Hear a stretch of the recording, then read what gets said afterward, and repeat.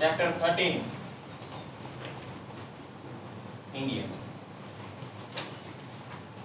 Page number 102 ની અંદર આપણે ત્યાં પહોંચ્યા હતા, બરાબર ને? Neighbouring countries of India. થોડોક રિસ્પોન્સ આપવાનો પડે.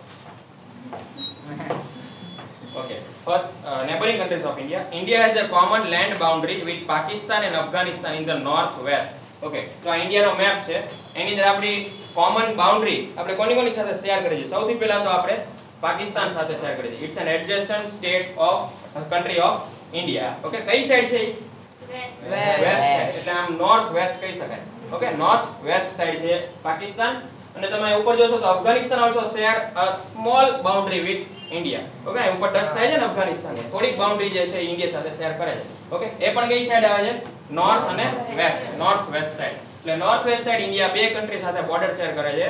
That is Pakistan and Afghanistan. With China, Nepal and Bhutan in the north East. તો ચાઇના, નેપાલ અને ભૂટાન કઈ બાજુ જોવા મળે છે? નોર્થ માં પણ કઈ બાજુ? ઈસ્ટ. ઓકે, તો આ ચાઇના, ઓકે, આ ભૂટાન અને આ નેપાલ. ક્લિયર બધાને? And with Myanmar and Bangladesh in the East. East ની અંદર આપણે મ્યાનમાર અને બાંગ્લાદેશ સાથે બોર્ડર શેર કરી છે. ઓકે, સાઉથ ની અંદર આપણે બીજા બે નેબરિંગ કન્ટ્રીઝ આપણા સાઉથ ની અંદર કયા છે? શ્રીલંકા અને Maldives.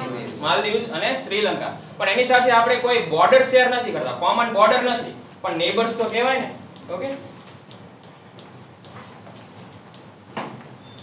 in the south, Sri Lanka and Maldives are our maritime neighbors.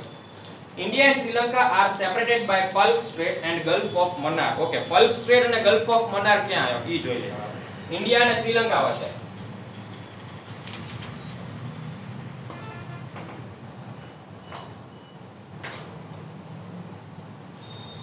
અહીંયા તમને એક લાઈન દેખાય છે આવી રીતે? બે લાઈન હશે આવી. ઓકે, દેખાય છે બુક ની અંદર?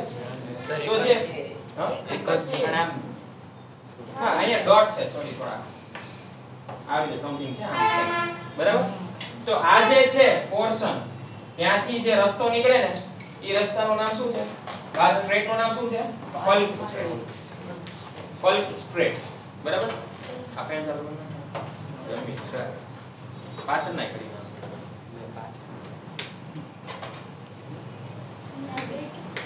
આ કરવો હોય તો કરો, પણ આ એક કરી દે સર. ધીરો રાખજો. બસ થોડોક સ્લો કર નાખ. ભલે છે કેમેરા. હા, થેન્ક યુ. બસ ઓકે, તો આ જે પાસ છે અથવા આ જે સ્ટ્રેટ છે એનું નામ શું છે? પલ્ક સ્ટ્રેટ. અને ગલ્ફ ઓફ મન્નાર. મન્નાર, ગલ્ફ ઓફ મન્નાર ક્યાં આવશે? આવડો આવી છે. This is the region which is known as the Gulf of Mannar. આપણે ગુજરાતની અંદર બે ગલ્ફ છે. કયા કયા? ગુજરાતમાં પણ બે ગલ્ફ છે. કયા કયા? ગલ્ફ ઓફ ખંભાત અને ગલ્ફ ઓફ કચ્છ. ઓકે, એવી રીતે અહીંયા જે પોર્શન છે એ gulf of Mannar. Lakshadweep Island are located in the Arabian Sea while the Andaman and Nicobar Island are located in the Bay of Bengal. એટલે આ બાજુ લક્ષદ્વીપ આઇલેન્ડ છે અને રાઈટ સાઈડ અંડમાન અને નિકોબાર આઇલેન્ડ છે ને થોડા દૂર છે. આમ બહુ નજીક નથી, પણ ઈ ઇન્ડિયાના જ પાર્ટ છે. Okay, it's an India's UT, union territory છે ઇન્ડિયાની. ઓકે, લક્ષદ્વીપ અંડમાન અને નિકોબાર આઇલેન્ડ ની અંદર સધર્ન મોસ્ટ પોઈન્ટ જેનું નામ છે સધર્ન મોસ્ટ એટલે સૌથી નીચેનો પોઈન્ટ, એનું નામ શું છે? ઇન્દિરા પોઈન્ટ. ઇન્દિરા પોઈન્ટ. અત્યારે ઈ પોઈન્ટ જે છે ને 2014 સુનામી જાય ને એના પછી ઈ પોઈન્ટ જે છે ઈ સબમર્જ થઈ ગયો ઓશન ની અંદર, બરાબર? એટલે વોટર લેવલ થોડું વધી ગયું હશે એટલે શું થયું, અને ઘણા બધો થોડો પાર્ટ પણ આવીને સબમર્જ થઈ ગયો છે. ઓકે, તમે ગૂગલ મેપ ની અંદર સર્ચ કરજો ઇન્દિરા પોઈન્ટ એટલે એક પોઈન્ટ આવશે. થોડોક ઝૂમ કરજો, પછી સેટેલાઇટ વ્યૂ કરવાનો. મેપ વ્યૂ નહીં રાખવાનો, સેટેલાઇટ વ્યૂ રાખવાનો. સેટેલાઇટ વ્યૂ માં તમને શું દેખાય? વોટર ને લેન્ડ ને એ બધું દેખાશે ચોખ્ખું, બરાબર? તો સેટેલાઇટ વ્યૂ માં તમે જોશો તો તમે જે પોઈન્ટ માર્ક કરેલો છે ને એ પાણીમાં બતાવશે. અત્યારે પાણીમાં એ સબમર્જ થઈ ગયો. Okay, Indira point. Like to know, Indira Point, which was the southernmost point of India, was submerged in 2004 due to tsunami. Okay, with this, few islands of Andaman and Nicobar were also submerged into the ocean. ખ્યાલ આવ્યો બધાને? Next જોઈએ હવે. Geological structure. The current physiography of India is the result of tectonic and crustal movement of the earth. હવે tectonic plates આપણે સમજાવી હતી, બરાબર? સૌથી પહેલા લેક્ચરમાં ગોંડવાના લેન્ડ, ઓકે, એમાંથી અલગ અલગ ટેક્ટોનિક પ્લેટ છૂટી પડી. આ પ્લેટ શું છે એક્ચ્યુઅલમાં? આખો જે અર્થ છે ને એને 7 ભાગમાં ડિવાઈડ કરી, 7 પ્લેટ્સમાં ડિવાઈડ કર્યા based on there movement. Okay, એના મૂવમેન્ટના આધારે ઈ બધી પ્લેટ જોડે જોડે મૂવ થતી હોય આખે. સપોઝ આટલો પોર્શન છે, આપણે માની લો કે આપણો આખો જે અર્થ છે આપણો ક્લાસ છે, બરાબર, એમાં જે તમારી બેન્ચીસ છે ને એ બધી પ્લેટ્સ થઈ ગઈ. એને તમે ગમે ત્યાં મૂવ કરી શકો, પણ ઇન્ડિવિડ્યુઅલ થઈ ગઈ બધી પ્લેટ્સ. ઓકે, આપણી બેન્ચીસ જે છે એ જમીન સાથે અટેચ્ડ નથી, પણ આ બધી પ્લેટ્સ આખે અટેચ છે. ખ્યાલ આવ્યો? એમ માની લો આ ટાઇલ્સ રહી નહીં, બેન્ચ કાઢી નાખો, ટાઇલ્સ જે છે નીચે એ બધી આપણી ટેક્ટોનિક પ્લેટ્સ છે. એ ટાઇલ્સ આમાં ગમે ત્યાં મૂવ થાય. ઓકે, અને આખી બધી ટાઇલ્સ ભેગી કરો એટલે શું થાય? આખો અર્થ બની જાય. એટલે oceans also included in this tectonic plates. ઓશનની નીચે પણ જમીન તો હશે જ ને, બરાબર, તો એ પણ મૂવ થાય છે જોડે જોડે. એટલે ટેક્ટોનિક પ્લેટ્સ ખાલી જે ઉપર દેખાય લેન્ડ પોર્શન જ નથી. Tectonic plates include everything that is connected. Okay, એટલે લેન્ડ પોર્શન પણ છે, અને લેન્ડ જે ઓશનની નીચે લેન્ડ છે એ પણ ટેક્ટોનિક પ્લેટ્સનો પાર્ટ ગણાય. ખ્યાલ આવે છે? આખો સપોઝ અર્થ છે, બરાબર, તો એને બહુ બધી ટેક્ટોનિક પ્લેટ્સ છે આવી રીતે. આમાં આ બધી જે પ્લેટ્સ રહી ને અને બધી ભેગી કરો એટલે આખો અર્થનો એરિયા બની જાય. બરાબર, તો ઘણી પ્લેટમાં શું થાય? માની લો આ પ્લેટ છે તો આમાં આટલો પોર્શન ઓશનની બહાર છે એટલે ઈ લેન્ડ બની ગયું, અને બાકી ઓશનની અંદર છે પણ ઈ પ્લેટનો પાર્ટ તો ખરો જ છે. Okay, so the current physiography of India is the result of tectonic and crustal movement. આપણે સ્ટાર્ટિંગમાં જોયું હતું લેક્ચરમાં ટેક્ટોનિક્સ મૂવમેન્ટ અને ક્રસ્ટલ મૂવમેન્ટ એટલે ઇન્ટરનલ મૂવમેન્ટ, બરાબર. ટેક્ટોનિક્સ એટલે ઉપરનું મૂવમેન્ટ અને ક્રસ્ટલ એટલે અંદરથી જે મૂવમેન્ટ થાય છે, એટલે આખી પ્લેટ હલે છે, બરાબર. તો ઇન્ડિયા કેવી રીતે બન્યું આપણે જોયું હતું. ઇન્ડિયા ક્યાંથી છૂટું પડ્યું હતું? ગોંડવાના લેન્ડ વાળું જે કોન્ટિનેન્ટ હતું એમાંથી ઇન્ડિયા છૂટું પડ્યું. એટલે આફ્રિકન કોન્ટિનેન્ટમાંથી છૂટું પડીને એની સાથે અથડાણું હતું યુરેશિયન પ્લેટ, બરાબર, એશિયામાં, એટલે એશિયા સાથે ભટકાણું. ઓકે, તો આપણું જે ઇન્ડિયા છે ઈ ફોર્મેટ કેવી રીતે થયું છે?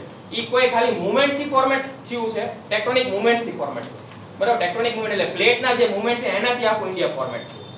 ઓકે, હાલનું India. Okay, both constructive as well as destructive effect of this movement can be seen. તો આમાં કન્સ્ટ્રક્ટિવ ઇફેક્ટ પણ થઈ, ટેક્ટોનિક મૂવમેન્ટ્સ ને લીધે કન્સ્ટ્રક્ટિવ ઇફેક્ટ પણ થઈ અને ડિસ્ટ્રક્ટિવ મૂવમેન્ટ ઇફેક્ટ પણ થઈ. ડિસ્ટ્રક્ટિવ ઇફેક્ટમાં ઘણી જગ્યાએ ખાડા પડી ગયા, વોલ્કેનોસ ઇરપ્ટ થયા.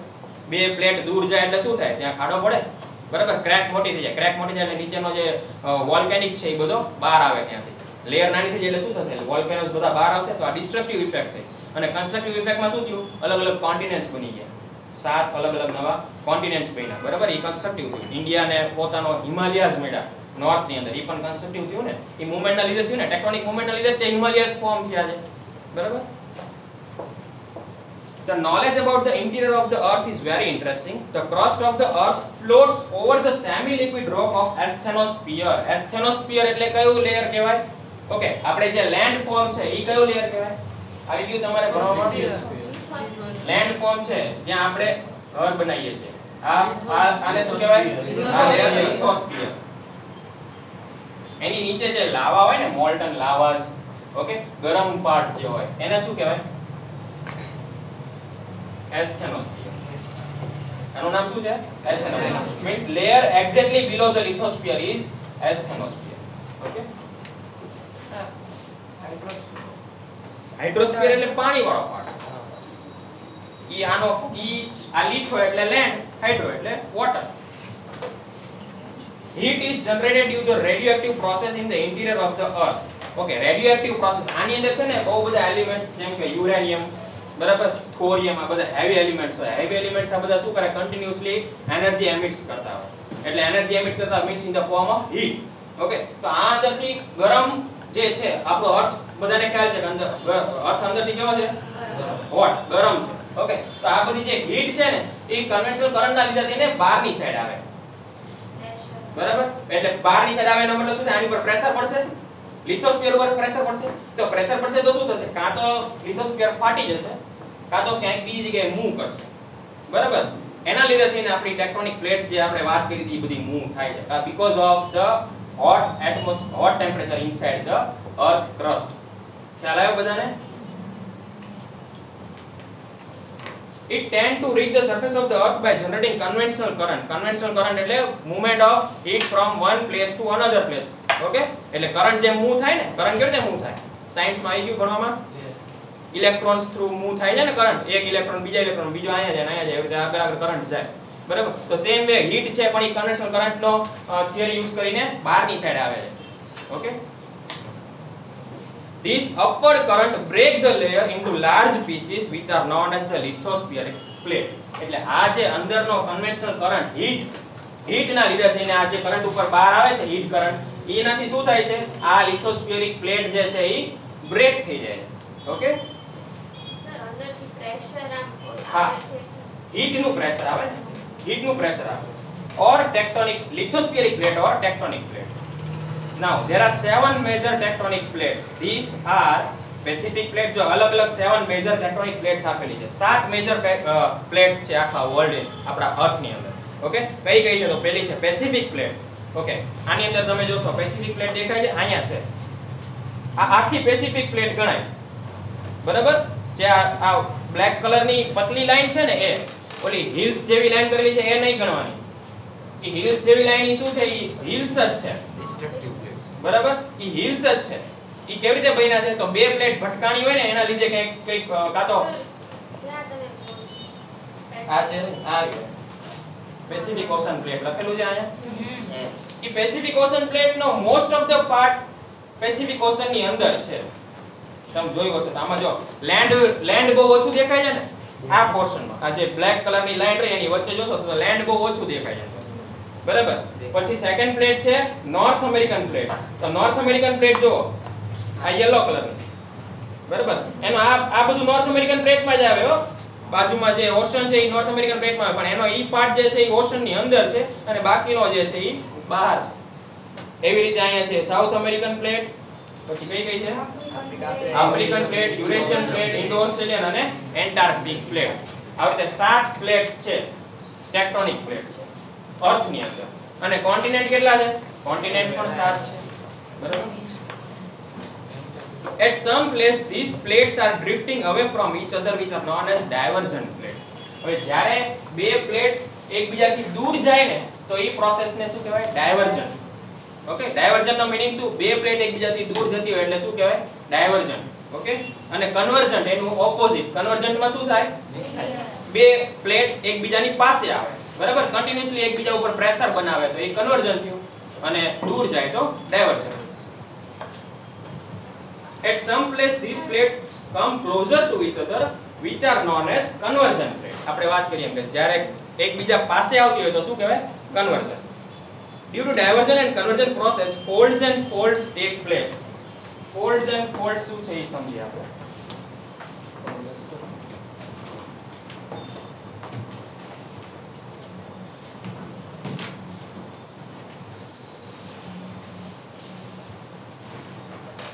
એટલે આ મૂવમેન્ટના લીધે, ટેક્ટોનિક મૂવમેન્ટના લીધે છે ને અર્થના લિથોસ્ફિયર ની અંદર ફોલ્ડ્સ અને ફોલ્ડ્સ જોવા મળે. ફોલ્ડ્સ એટલે જ્યારે રોકની મૂવમેન્ટ અથવા સોઇલ એની જે લિથોસ્ફિયર ની છે ને સ્ટ્રક્ચર આવું કંઈક થઈ જાય ને, બે પ્લેટ સામસામે ભટકાય એટલે સમથિંગ આમ કંઈક આવું થઈ જાય. આપણે પેપર છે, આમ પેપરને આમ પ્રેસ કરો એટલે કેવું આવું કંઈક ફોર્મેટ થઈ જશે, બરાબર? તો એવી રીતે કન્વર્જન ના લીધે બે પ્લેટ જ્યારે સામસામે પ્રેશર કરે ને એટલે સમથિંગ આવું કંઈક ફોર્મેટ થઈ જાય, બરાબર? આની અંદર બીજી લેયર્સ તો હોય જ સોઇલ ની એની, બરાબર? આ રીતે. તો આને શું કહેવાય? આ કેવું છે? આ ફોલ્ડ છે, બરાબર? અને ફોલ્ડ પ્રોસેસમાં કેવું થાય? જ્યારે બે પ્લેટ દૂર જાય ને ત્યારે ફોલ્ડ બને, બરાબર? દૂર ઇન ધ સેન્સ ગમે તે રીતે જઈ શકે. સપોઝ માની લો આ એક પ્લેટ છે, બરાબર? અહીંથી આ પ્લેટ છૂટી પડે છે અને આ આટલી પ્લેટ ઉપરની બાજુ જાય છે અને આ પ્લેટ નીચેની બાજુ આવે છે, બરાબર? એટલે આમ બે પાસે પાસે છે ને આવી રીતે મૂવમેન્ટ થઈ, આ ફોલ્ડ મૂવમેન્ટ કહેવાય, બરાબર? એવું જરૂર નથી કે આમ જ મૂવમેન્ટ થાય. આ પ્લેટ આમ પણ જાય, આ પ્લેટ આમ જાય, અથવા તો ઊંચી નીચી પણ થાય. આ પ્લેટ આમ ઊંચીને બહાર આવી જાય અને ઓલી પ્લેટ અંદર ઘૂસી જાય, બરાબર? તો આ બધી જે ઇફેક્ટ છે એને શું કહેવાય? Fold effect. અને ફોલ્ડમાં આવી રીતે ફોલ્ડ્સ બને, બરાબર? તો આ જે ઇફેક્ટ છે this will take place because of the diversion and folds will take place because of the conversion.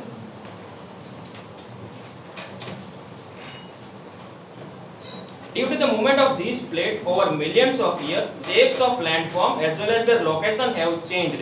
એટલે આપણે વાત કરી જેમ ઇન્ડિયા મિલિયન્સ ઓફ યર્સ લાગ્યા ઇન્ડિયાને ત્યાંથી એશિયામાં પહોંચતા, બરાબર? એ કઈ 1-2 વર્ષનું કે 15-20 વર્ષનું કામ નથી, બરાબર? 100 of crores of years એને થઈ ગયા ઇન્ડિયાને ત્યાંથી મૂવ થઈને એની જગ્યાએ પહોંચતા, બરાબર? તો due to the movement of this all things આપણે જે અત્યારે જોઈએ છે ને આખું જીઓગ્રાફિકલ સ્ટ્રક્ચર ઓફ અર્થ એ આ ટેક્ટોનિક પ્લેટ્સના મૂવમેન્ટના લીધે બન્યું.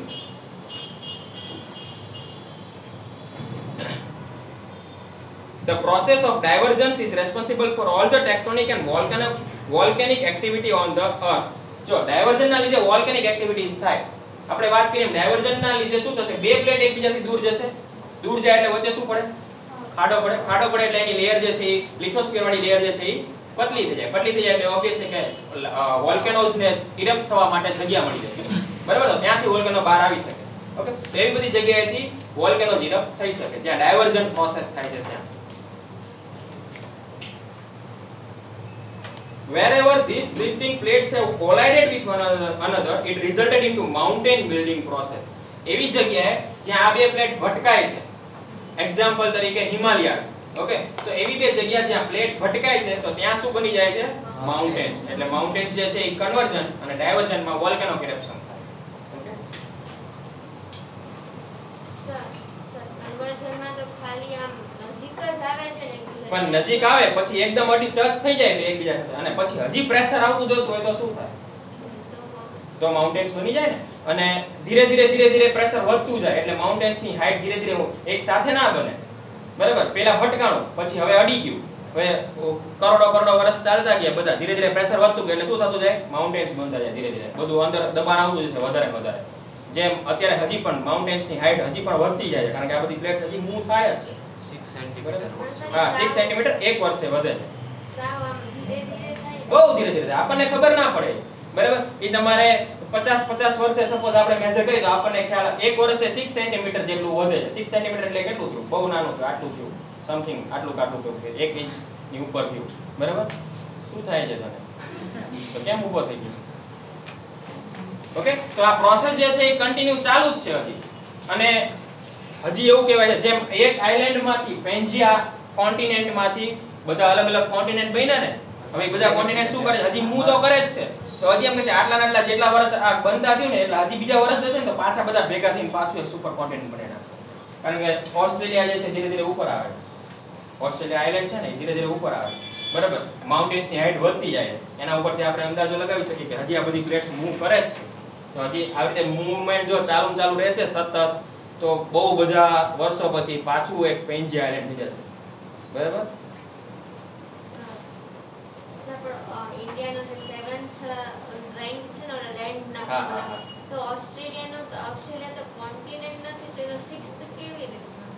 6 એ લેન્ડના ફોર્મમાં છે. તમે એની એરિયા મેઝર કરવાનો. આપણો 32.8 લાખ સ્ક્વેર કિલોમીટર વાઇઝ ઇન્ડિયાનો એરિયા છે, બરાબર? એ રીતે ઓસ્ટ્રેલિયાનો એરિયા મેઝર થાય એ આપણા કરતા વધારે હશે એટલે એ 6th પોઝિશન ઉપર છે. કેવી રીતે છે એ તો કેમ કહી શકાય? તો માપવું પડે ને, માપેલું હોય એમને એટલે. ઓસ્ટ્રેલિયા કોન્ટિનેન્ટ નથી. ઓસ્ટ્રેલિયા કન્ટ્રી એમ છે. ઓસ્ટ્રેલિયા કોન્ટિનેન્ટ છે પણ ઓસ્ટ્રેલિયા કન્ટ્રી છે. એ કોન્ટિનેન્ટની અંદર જ છે. હા, ઓસ્ટ્રેલિયન કોન્ટિનેન્ટ કહેવાય અને એમાં એક જ કન્ટ્રી છે ઓસ્ટ્રેલિયા. છે નથી. તો છે ને બાજુનું હશે ને આવડું ન્યુઝીલેન્ડ છે ને મેપમાં હશે એમાં ઓલી બુક આપી એમાં જો ન્યુઝીલેન્ડ છે બાજુમાં. ઘણી બધી શિપ ને સબમરીન બાંધી ગમે એક આઇલેન્ડ ને મૂવ કરી શકાય છે. ના નો કરી શકે. એટલો પાવર નો હોય ને શિપ કે સબમરીન પાસે. આઇલેન્ડ ને મૂવ કરીએ કે ભાઈ ઈ ઉપરવાળાનું કામ છે, ઈ આપણું કામ નથી. આઇલેન્ડ સાથે ભટકાઈ નાખી સ્ટીમર અને શિપ બધી ડૂબી શકે, બરાબર? કોઈ માઉન્ટેન્સ છે ટાઇટેનિક જોયું ને તમે? ટાઇટેનિક માં કેવું થાય છે? માઉન્ટેન સાથે ભટકાઈને આખી શિપ ડૂબી જાય છે. આઈસ, બરાબર? હા, એટલે ઈ જે એના લીધે ઓલી ડૂબી જાય પણ ઈ સ્ટીમર પાસે એટલી તાકાત નથી કે આખા આઇલેન્ડ ને મૂવ કરી શકે. ક્યાં પહોંચ્યા? Wherever these drifting plates have collided with one another, it resulted into the mountain building process. Wherever these plates drift away, fissures are created within landform and oceans. Fissures નો મતલબ શું થાય? જો ડ્રિફ્ટિંગ ના લીધે શું થવાનું છે? વચ્ચે તિરાડ પડી જાય. તો એને તિરાડ જે છે એને શું કહેવાય? ફિશર્સ. ઓકે, બહુ ઊંડી નેરો ઓપનિંગ ને ફિશર્સ કહેવાય. ઓકે, તો આપણા ક્લાસરૂમ માટે નેરો ઓપનિંગ આ ડોર છે, તો આ આપણું ફિશર કહેવાય. ઓકે, કારણ કે નેરો આમ વાઇડ ઓપનિંગ ન હોય, નેરો ઓપનિંગ હોય. Okay, the continental situated along these fissures are drifting apart continuously. હવે એમ કહી શકાય કે માન લો આજે આપણે ક્યાંક ફિશર જોયું, આવું ઊંડી તિરાડ જોઈ, ખાડો દેખાય છે આપણને ઊંડું બરાબર ડીપમાં છે, તો ઈ આપણે એમ કહી શકાય ને કે આ શું કામ પડી હશે? કારણ કે આ બે પ્લેટ એકબીજા સાથેથી દૂર ગઈ હોય તો જ ત્યાં પડી હોય ને. એનો મતલબ આ જે તિરાડ રહી, આ જે ક્રેક રહી, ઈ વિથ ધ ટાઈમ ઇન્ક્રીઝ થતી જશે ઇન વિથ. પહેલા આટલું હતું, હવે આટલું થઈ ગયું. એનો મતલબ શું થયો કે આ જે છે ઈ દૂર જાય છે, આ બે પ્લેટ્સ દૂર જાય છે બરાબર. એટલે કન્ટિન્યુઅસલી આ બે પ્લેટ દૂર જશે, એટલે જ્યાં પણ ફિશર ક્રિએટ થાય અહીંયા સમજી લો કે આજુબાજુની પ્લેટ દૂર જતી હશે. ઓકે સર કન્વર્ટ પ્લેટ છે ડાયવર્ટ શા માટે? આપણે જોઈને ટેક્ટોનિક પ્લેટ્સ ના મૂવમેન્ટ ના લીધે નીચેથી ગરમી આવતી હોય તો એવી કોઈક જગ્યાએથી ફાટી જાય અને કન્વર્ટ જેવી રીતે થાય. હવે આ પ્લેટ ક્યાંક મૂવ થઈ, આ દૂર મૂવ થઈ બરાબર, તો આ ક્યાંક તો જવાની ને, ક્યાંક તો જશે ને. સામેની સાઈડ સપોઝ બીજી પ્લેટ હોય તો એની સાથે એ ભટકાઈ જશે. ઓલી પ્લેટ બીજી બે પ્લેટ આમ મૂવ થાય. માની લો કે સપોઝ આ એક પ્લેટ છે, આ બીજી પ્લેટ છે, આ મૂવ થાય આમ. એવી રીતે દૂર એક બીજી બે પ્લેટ સિચ્યુએટેડ છે જેની અંદર પણ ડાયવર્જન ઇફેક્ટ થાય છે. તો આ બે ડાયવર્જન ને આ બે ડાયવર્જન થાય તો એનો મતલબ એમ વચ્ચેની બે ભટકાશે ને. અને અર્થ ઇઝ રાઉન્ડ એટલે એક સમય એવો આવશે કે આ પણ આની સાથે ભટકાય. ખ્યાલ આવે? અર્થ તો રાઉન્ડ છે ને, રાઉન્ડમાં બે તમે આપણે રૂબિક્સ ક્યુબ જોયું છે ને, રૂબિક્સ ક્યુબમાં કેવું થાય, તમે કોઈ પણ એક રૂબિક્સ ક્યુબમાં તો એક્ઝેક્ટ આપણે ન કહી શકાય, પણ એના સપોઝ માની લો જે પીસીસ રહ્યા ને બધા આપણે મૂવ કરી તો એ મૂવ થઈને ક્યાંક તો જશે ને. ઓકે, પાછળની સાઈડ જાય કે આગળની સાઈડ જાય. છેલ્લે એક સમય એવો પણ આવે કે બે ભેગા પણ થાય બરાબર. એમાં ભટકાશે નહીં, એમાં તો બધા અલગ અલગ ક્યુબ છે એટલે એમાં ભટકાય નહીં. ઓકે, તો એવી પ્રોસેસ આ સપોઝ એકબીજા સાથેથી દૂર જાય છે તો કોકની તો પાસે આવતા હશે ને બરાબર. આપણે આ સ્ટુડન્ટ આમને કહે આમ તું આમ કરશ ને તું આમ કરશ તો ઈ બે આમ તો ક્યાંક તો ભટકાશે ને સામેની સાઈડ. ઓકે, તો આ પ્રોસેસ જે છે ઈ રાઉન્ડ શેપમાં છે, સર્કલમાં છે. ઓકે, કોઈ ફ્લેટ સરફેસ ઉપર નથી. ફ્લેટ સરફેસ ઉપર તો ઓલો અહીંયા પતી જાય ને આ બાજુ આ પતી જાય. ઈ તો બે પાછા મળે છે ને પાછળની બાજુ. હા,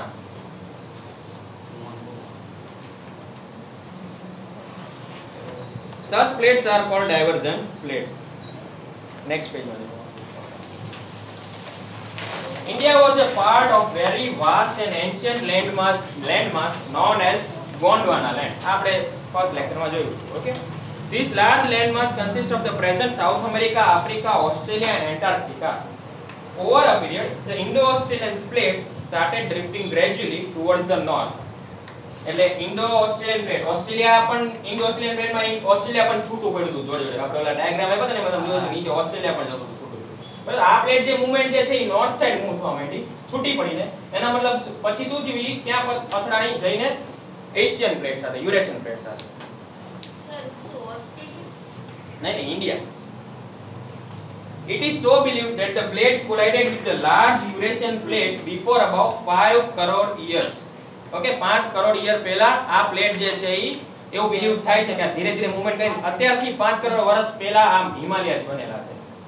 ઓકે, એનો મતલબ 5 કરોડ વર્ષ પહેલા હિમાલય બની ગયા હતા અને અત્યારે રોજે 6 સેન્ટીમીટર દર વર્ષે 6 સેન્ટીમીટર જેવું વધે છે. તો આપણે એની સ્પીડનો અંદાજ લગાવી શકીએ, બહુ માઇનોર સ્પીડ હોય એની. Okay, due to the collision between the Indo-Australian plate and the Eurasian plate, the Himalayan mountain system emerged out of Tethys Sea. Tethys Sea જોયું હતું ને? કયું હતું? કયું હતું? બે પાર્ટ પડ્યા ને, એક યુરેશિયન પ્લેટ હતી અને નીચેની હતી ગોંડવાના. આ વચ્ચેનો જે સી આખો હતો ઈ ટેથિસ સી કહેવાય. પહેલા એનું નામ શું હતું? પહેલા નામ શું હતું? પેન્થાલાસા. જ્યારે સુપર કોન્ટિનેન્ટ હતો ત્યારે સુપર ઓશન હતું, એનું નામ હતું પેન્થાલાસા. સર તો દર 2 મહિને એક સેન્ટીમીટર વધે છે ને? ડિવાઇડ કર્યું ને 6 બાય, હા તો એટલું જ થાય ને. 12 બાય 6 કરો એટલે એટલું જ થાય ને. તો પછી દર 1 મહિને કેટલું વધતું હશે? 0.5.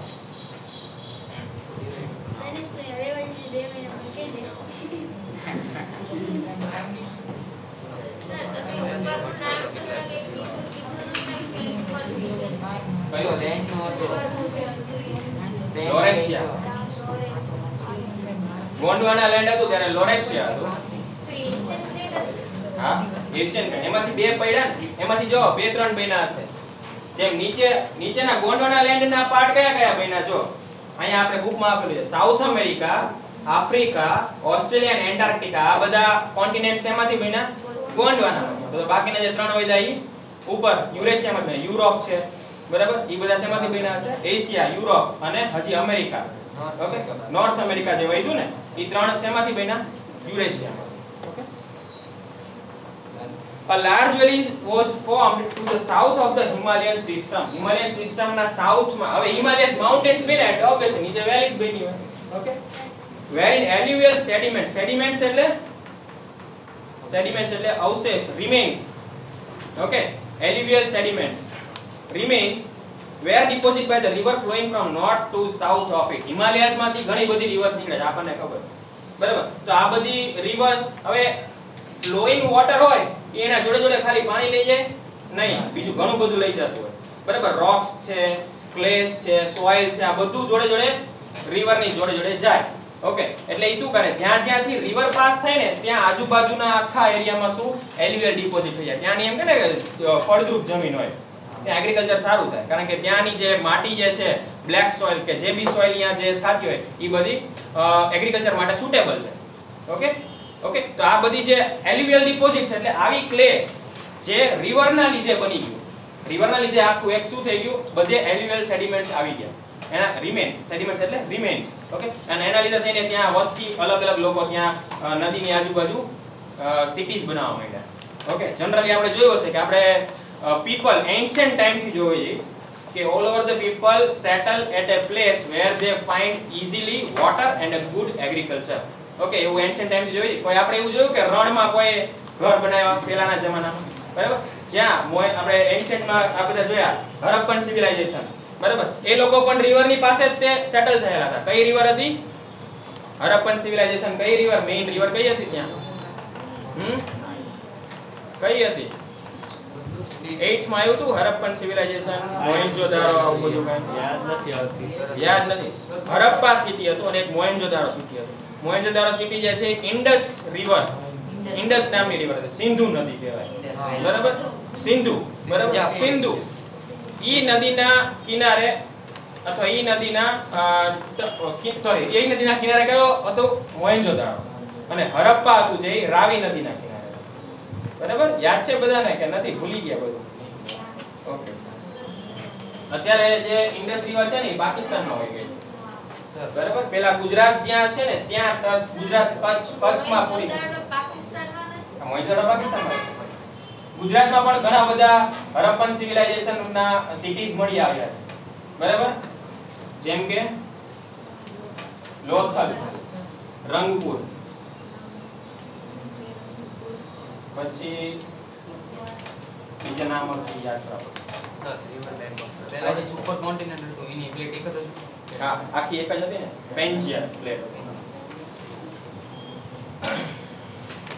આ બધા ગુજરાતના હડપ્પન સિવિલાઇઝેશન ના સિટી છે ક્યાં પહોંચ્યા આપણે Thus the Ganga plain between the Himalayas and the southern peninsula was formed. Okay તો આખી જે ગંગા પ્લેન્સ બન્યું ઓકે જે એલિમેન્ટ સેડિમેન્ટ્સ ના લીધે થઈને ઈ ક્યાંથી એક્ચ્યુઅલ માં ઇમર્જ થઈ ગંગા હિમાલયાસ માંથી એલ્યુવિયલ એટલે એવી soil alluvial is a type of soil okay alluvial is a type of soil એમાં કેવી સોઇલ મળે તમને માટી જેવી ઓછી હોય ભીની માટી જેવી મળે ઓકે એલ્યુવિયલ એમાં રોક્સ બહુ ઓછા હોય માટી વધારે હોય ક્યાં હોય thus Ganga plain a huge volcano eruption took place in the northwest of the peninsular plateau. As a result of which the western portion of the plateau was disintegrated and was submerged. This led to the formation of the Arabian Sea.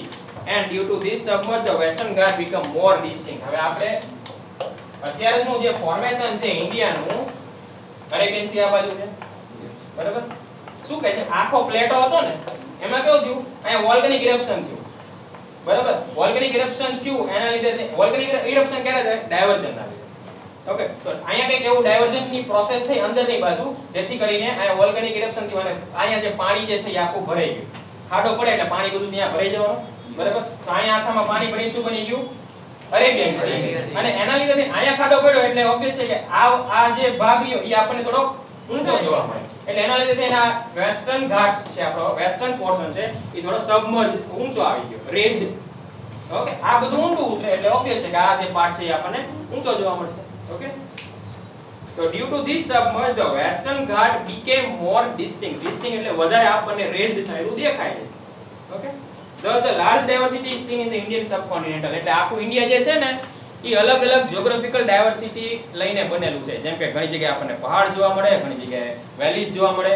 Okay, અલગ અલગ જગ્યાએ આપણને અલગ અલગ soil જોવા મળશે, અલગ અલગ સીઝન પણ આવે, એના લીધે તેના આપણી પાસે અલગ અલગ સોઇલ્સ પણ છે. Okay, many plateaus, summits and passes are seen within them. Summits એટલે શું?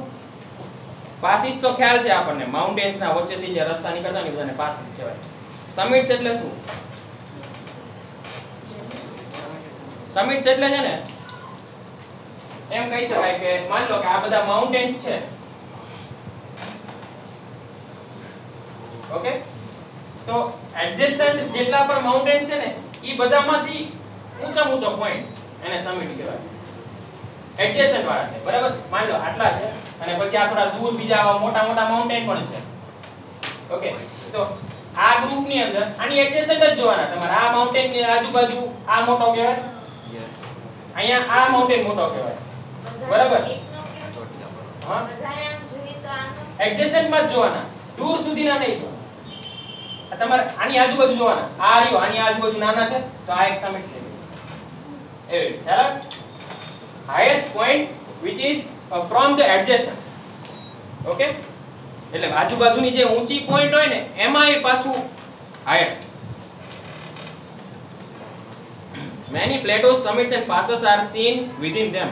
Ganga, Yamuna and Brahmaputra river flow in the northern plains.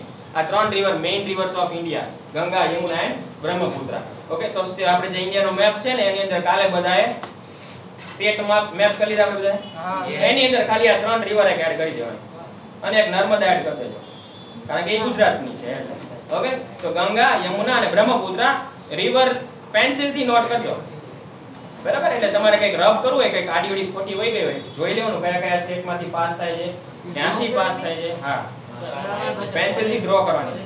એમાં આપેલી છે પણ સરખું દેખાતું નથી. તમે ગૂગલ માં ઓપન કરજો, ખાલી ગૂગલ માં ઓપન કરો કે Ganga map, Ganga river map એમ કરજો ને એટલે આખું દેખાશે તમારે.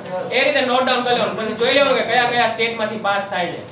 ઓકે, એટલે આ ત્રણ રિવર નું, એક મિનિટ હું બતાવું પછી તું પૂછો છે. આ ત્રણ રિવર ગંગા, યમુના એન્ડ બ્રહ્મપુત્રા, એને નોટ ડાઉન કરવાનું પ્લસ લિસ્ટ કરવાનું કે કયા કયા સ્ટેટમાંથી પાસ થાય છે. અને નર્મદા ક્યાં છે એ બતાવો કરી શકે ગાડી આ મૂવ થતી હોય. આવી રીતે ડ્રો કરી શકો ને આમાં આપણે 106 માં તો ગંગા રિવર, ઘાઘર રિવર, યમુના છે, બ્રહ્મપુત્રા છે, બરાબર? ઓરિજિનેટ ગંગા છે ને, ગંગા એક રિવર નથી. Ganga is a collection of many reverse. Ganga એકલી ઇમર્જ નથી થતી, આ રીતે છે. હું તમને નેક્સ્ટ લેક્ચરમાં સમજાવીશ આખું ગંગા કેવી રીતે ફોર્મેટ થાય. પણ પહેલા તમે નોટ ડાઉન કરતા હો એટલે તમને વધારે આઈડિયા આવશે કેવી રીતે બને. સર ગંગા બાંગ્લાદેશમાં હા, ગંગા બાંગ્લાદેશ. હા, અહીંયા અંદર પૂરી ત્યાં થાય છે. જો આ રીતે ગંગા જે છે, સપોઝ ઘણીવાર કેવું થાય, ઘણી રિવર કેવી કે માઉન્ટેન્સ માંથી નીકળે અને ઓશન્સ માં પતી જાય, બરાબર?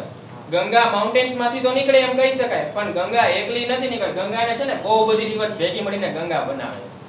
માની લો કે આમ બે રિવર અહીંથી આવી, પછી અહીંથી એક આવે છે, ઓકે, અહીંથી બીજી રિવર આવે, છેલ્લે આ પોઈન્ટ થી ગંગા નીકળે. આમ પછી ત્યાંથી એનું નામ ગંગોત્રી પહાડમાંથી નીકળે છે એક્ચ્યુઅલમાં, એટલે અહીંથી એનું નામ ગંગા છે. પણ આની પહેલા બહુ બધી રિવર છે ને, આ બધીનું નામ ગંગા નથી. આ બધી રિવર્સના અલગ અલગ નામ છે. પહેલા તમે આ નોટ ડાઉન કરતા હો કે ગંગા કેવી રીતે છે. એમાં તમે મેપ, તમે ગૂગલમાં સર્ચ કરજો river map of Ganga, A note down કરજો. પછી હું તમને સમજાવીશ કે કઈ રિવર ક્યાંથી નીકળે છે ને ભેગી મળીને જે ગંગા બને. આખી ગંગા આવી વેસ્ટ, આપણી જે બહુ વાસ્ટ ગંગા છે ને ઈ એકલી નથી, ઈ ઇમર્જ એવી રીતે નથી થતી, બનતી નથી, પહાડમાંથી બને છે પણ આવી બધી નાની નાની નદીને ભેગી કરીને ઈ મોટી થઈ એ છે કે શું એ છે કે છે કેટલી આવી નદી કેટલી છે ના એટલે કહો છો કે ગંગા છે બધી રિવર ભેગી કરીને હા આવી છે એપ્રોક્સ છે ને જો હવે આ બે રિવર ભેગી મળીને આ નવી એક બનાવી બરાબર આ બીજી હવે આ નવી હતી અને યાર એક બીજી જોડાણી બરાબર એવી રીતે 7 થી 8 રિવર્સ છે અલગ અલગ એ બધી ભેગી મળીને ગંગા બનાવે પછી આ જે પોઈન્ટ આવ્યો ફાઇનલ પોઈન્ટ જ્યાં એના પછી બીજી એક રિવર્સ એને એડ નથી થતી અહીંયાથી ગંગા ગણાય તો ઈ આ બધું તો અંદર મળતું હોય તો પછી ક્યાંથી આ બધી પહાડમાંથી નીકળે છે શું ક્યાંથી મતલબ તમે કીધું કે આ બધી પછી આ બધી આમ ભેગી થઈ જાય પછી ગંગા નીકળે તો આ બધી મર્જ થઈ તો પછી ક્યાંથી ગંગા મસ્ત છે પાણી જાય ક્યાં આ બધું પાણી આમ ફ્લો થાય છે બરાબર આનું પાણી અહીંયા આવ્યું બરાબર એક જંકશન પોઈન્ટ થઈ ગયો આખો ત્યાંથી આગળ બીજી જે એક રિવર નીકળે એક જ નીકળે છે અહીંથી બે રિવર આવી પછી અહીંથી એક રિવર થઈ ગઈ એટલે એક્ચ્યુઅલમાં આખી ગંગા તમે એમ કહેશો કે અહીંથી ગંગા આવે છે અહીંથી આવે છે અહીંથી આવે છે અહીંથી બધું સાચું છે ગંગાનું પાણી જે છે એ બધેથી આવે છે બધી રિવરનું ભેગું થઈને આવે છે ખ્યાલ આવ્યો હરિદ્વારમાંથી જે ગંગા નીકળે છે એની અંદર બધી રિવર્સ નું ભેગું થઈને આવે છે પણ ઉપર એ બધી મર્જ થયેલી છે એ હું તમને સમજાવીશ ક્યાંથી કઈ રિવર નીકળે છે બરાબર અને કઈ જગ્યાએ એનું મર્જ થાય છે અને જો જનરલી થાય કેવું આવી રીતે નેમિંગ નોટેશન આવી રીતે આપે કે બે રિવર જ્યારે ભેગી થાય ને બરાબર તો જે મોટી રિવર હોય ને એનું નામ આગળ કેરી ફોરવર્ડ થાય સમજાય સપોઝ માની લો આ રિવર A છે આ રિવર B છે આ રિવર A છે ને અત્યારે મોટી રિવર આ રિવર B નાની રિવર છે તો અહીંયા પેલું જંકશન મળી ગયું મર્જ થઈ ગઈ પછી આગળ આ રિવર નું નામ A જ રહેશે સર બી મોટી થઈ ગઈ સપોઝ બંને ઇક્વલ હોય આ પણ મોટી રિવર હોય આ પણ મોટી રિવર હોય તો આનું નામ C થઈ જશે નામ બદલાઈ જશે આ બધા જંકશન ના અલગ અલગ નામ હોય એ બધું સમજાવીશ આખું તમને યાદ કરી આપણે જોશું ગંગા એકવાર ભણશું બરાબર થોડોક મોટું ટોપિક છે સર વોલ્કેનો ને માઉન્ટેન માં ફેર શું કહે વોલ્કેનો ને માઉન્ટેન માં ફેર માઉન્ટેન્સ જો વોલ્કેનોસ છે ઈ વોલ્કેનોસ એકચ્યુઅલી આ શેપ ના જોઈએ પણ માઉન્ટેન જેવા ઊંચા ના હોય volcano volcanoes spawn because of the eruption of the lava ઈ વોલ્કેનોના જે માઉન્ટેન હોય ને ઈ કેવી રીતે બન્યા હોય અહીંથી લાવા નીકળતું હોય ને એટલે ધીરે ધીરે આ બધું ડિપોઝિટ થતું જતું હોય સર માઉન્ટેન માં એકે હોય હા માઉન્ટેન નીચે હોય લાવા જમીન અર્થ ની અંદર હોય અર્થના ક્રસ્ટમાં હોય જ્યારે પ્લેટ ડાયવર્જ થાય એટલે ત્યાં ખાડો પડે એટલે શું થાય અહીંયાથી બધો લાવા બહાર નીકળશે લાવા બહાર નીકળે એટલે અહીંયા બધું ભેગું થતું જાય આમાં વિથ ધ ટાઈમ ઓકે બહુ એક સાથે ન થઈ ગયું પણ ધીરે ધીરે જેમ થોડું થોડું નીકળતું જાય એમ બધું અહીંયા ઠંડુ પડતું જાય બહાર નીકળે એટલે ઠંડુ પડી જાય એટલે શું થાય ડિપોઝિટ થતું જાય એટલે પહાડ જેવું બનાવશે ને કાંઈ તો આ વોલ્કેનો હવે આનું જે મેઈન નીકળશે ક્યાંથી અહીંથી બધું નીકળતું બરાબર તો આ વોલ્કેનો માઉન્ટેન થી વોલ્કેનિક માઉન્ટેન આ ગમે ત્યારે ઇરપ્ટ થઈ શકે એક્ટિવ માઉન્ટેન બરાબર અને માઉન્ટેન્સ આ તો બધા સાદા માઉન્ટેન આમાં વોલ્કેનિક ઇરપ્શન ક્યારેય ના થાય બરાબર સર એકી સમજાવત તો કરી શું વોલ્કેનો માઉન્ટેન્સ કેવી રીતે બને જો બે પ્લેટ જ્યારે એકબીજાથી દૂર જાય ઇટ્સ કોલ્ડ ધ ડાયવર્જન જ્યારે ડાયવર્જન થાય એટલે વચ્ચે શું પડશે ખાડો પડશે ખાડો પડે એટલે બહુ ટાઈમ થી બહુ દૂર જતી એટલે વધારે મોટો આવી રીતે ખાડો પડી જશે ઓકે ખાડો પડી જાય એટલે શું થાય અહીંયા જે પોર્શન છે એની લિથોસ્ફિયર ની જે થિકનેસ છે એ ઘટી જશે એટલે શું થશે due to the pressure of this પછી આ પ્રેશર ખમી નહીં શકે નીચેનું બહુ બધું પ્રેશર આવતું છે ગરમ લાવવાનું પ્રેશર આવતું છે હીટ બહુ બધી આવશે એટલે શું થશે એક સમય આ બ્રેક થઈ જશે બરાબર બ્રેક થઈ જાય તો શું થાય બધો લાવા ઇરપ્ટ થઈ જશે આમાં અલગ ઇરપ્ટ થાય એટલે શું થાય ડિપોઝિટ થતો જાય બધે બરાબર ડિપોઝિટ થતો જાય એટલે વધારે નીકળતો જાય એટલે શું બનાવી નાખશે માઉન્ટેન જેવું બનાવી નાખશે ખ્યાલ આવ્યો બરાબર તો આ જે માઉન્ટેન જે છે ઈ એક્ચ્યુઅલ ફોર્મ બાય વોલ્કેનોસ લાવાથી બનેલા માઉન્ટેન છે આ ઠંડુ થઈ જાય ને બહાર નીકળે એટલે પછી થઈ જશે અર્થના એટમોસ્ફિયરમાં એ ઠંડુ થઈ જાય એટલે પાછો એક રોક બની જાય સર એટલે ચોટીલાના પહાડ છે ઈ આ રીતે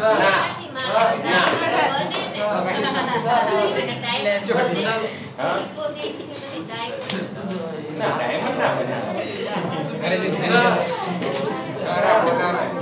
આ રફ કરને.